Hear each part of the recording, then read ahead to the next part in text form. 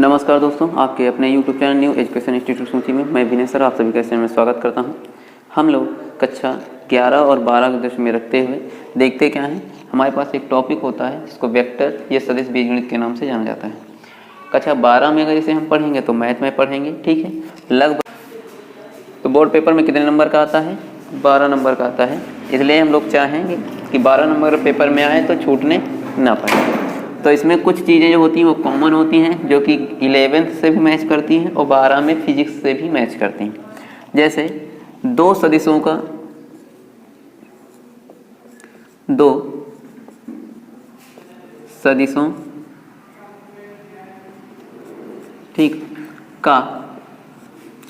सदिशों का अदिश गुणनफल, ठीक, इसको क्या कहा जाता है? इसे डॉट मल्टीप्लिकेशन भी कहा जाता है। The product of two variable, ठीक है। तो इसमें अगर देखें, सपोज कर लेते हैं कि हमारे पास एक वेक्टर ए है और दूसरा वेक्टर बी है। क्लियर? A1i, A2j और A3k। दूसरे को मान लेते हैं B1i कैप है, B2j कैप है और B3k कैप है।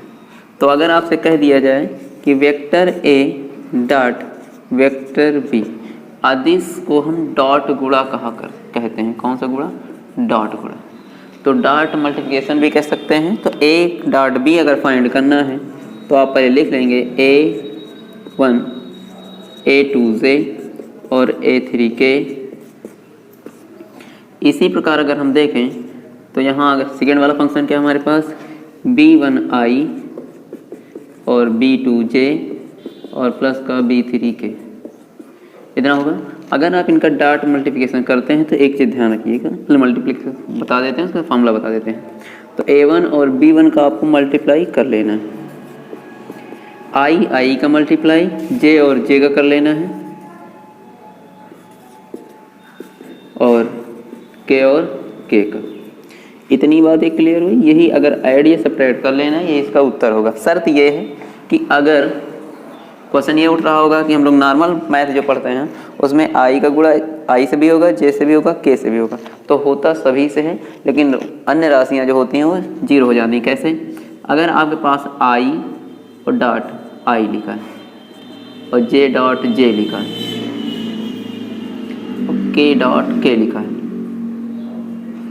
तो उस केस में इसकी जो वैल्यू होती है वो 1 हो जाती है, ठीक। और अगर I J लिखा है, J K लिखा है और फिर क्या लिखा हो, K इंटू I, तो इन सभी की वैल्यू 0 हो जाती है। तो इसीलिए हमको खाली I और J और K का मल्टीप्लिकेशन देखना है। मान लेते हैं, ये तो हो गई फॉर्मूला की बात। उसके बाद इसी में एक फॉर्मूला और होता है, अगर A और B दो वेक्टर दिए गए हैं तो इनके बीच एंगल कितना होता है? एंगल अर्थात कोण। तो मान लेते हैं, माना A, B के बीच का जो कोण है, बीच का कोण वो थीटा है। तो उस समय आपको फॉर्मूला यहाँ यूज करना होगा, कॉस थीटा बराबर vector A dot vector B mod of A और मॉड ऑफ B। अगर मॉड ऑफ A निकालना है तो A निकालने के लिए आपको ध्यान रखिएगा, जो फंक्शन दिया रहेगा जैसे A, तो इसके I, J और K के जो कॉफिशिएंट होंगे अर्थात गुणन तो A और मतलब I और J के जो कॉफिशिएंट होंगे, जिनको गुणांक हिंदी में कहा जाता है, तो गुणांकों को आपको क्या करना है, उनको नोट करके स्क्वायर कर देना है। तो A1 square, A2 square, A3 square. इसी प्रकार अगर B आपको फाइंड करना है तो B के लिए क्या हो जाएगा, B1 का स्क्वायर, B2 का स्क्वायर, B3 का स्क्वायर। इतनी बात क्लियर हुई। तो अगर आपको डॉट मल्टीप्लिकेशन पढ़ना है यानी गुणा पढ़ना है तो आपको इस फॉर्मूले का यूज करना है। और अगर A और B दो फंक्शन दिए गए हैं, उनके बीच एंगल फाइंड करना है तो इसका प्रयोग करिएगा। इतनी बात क्लियर हुई।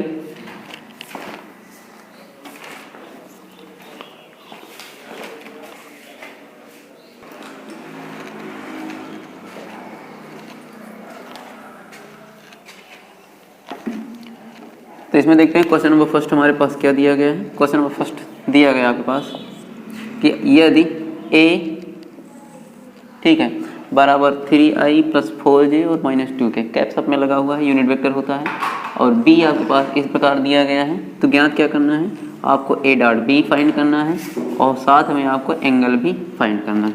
इतनी बात क्लियर।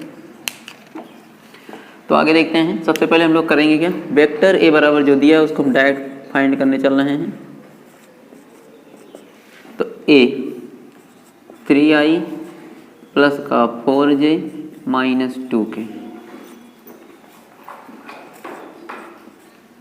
इतनी बात क्लियर है। इधर देखते हैं तो 3i -2j + 4k। आगे देखते हैं तो 3 3 जा 9 हो जाएगा, 4 2 जा 8 हो जाएगा और -4 2 जा 8। अब इसको देखेंगे तो 8 8 16 हो जाएगा, 16 से 9 जाएगा तो -7। उसके बाद आपको बीच का कोण ज्ञात करना है, तो cos थीटा निकालना है। तो थीटा निकालने के लिए करेंगे क्या, हम लोग a डॉट b निकल चुका है, पहले mod ऑफ a निकाल लीजिए। तो 3 का स्क्वायर और ये क्या लिखा है 4 का स्क्वायर और ये हो जाएगा प्लस -2 का स्क्वायर। इसी प्रकार mod ऑफ b अगर आपको फाइंड करना है तो ये 9 हो जाएगा, 14 हो जाएगा और ये 4 हो जाएगा। इसको अगर ऐड किया जाए तो 29 होगा। इसी प्रकार अगर b को निकालें तो b में भी देखो सारे फंक्शन सेम हैं, आगे पीछे हो सकते हैं, तो ये भी 29 ही आएगा। इसी मेथड पे आप निकाल सकते हैं। तो cos थीटा बराबर vector a dot vector b बटे mod of vector a mod of vector b। तो a डॉट b की वैल्यू -7 है और इसकी 29 है, इसकी भी 29। तो cos थीटा बराबर आ जाएगा -7/29। तो थीटा अगर आप बीच एंगल देखें तो ये तो cos इनवर्स -7/31, ये इसका आंसर होगा। यदि आप को ये समझ में आया है तो वीडियो को लाइक कीजिए। यदि चैनल पहली बार जुड़े हैं चैनल को सब्सक्राइब कीजिए।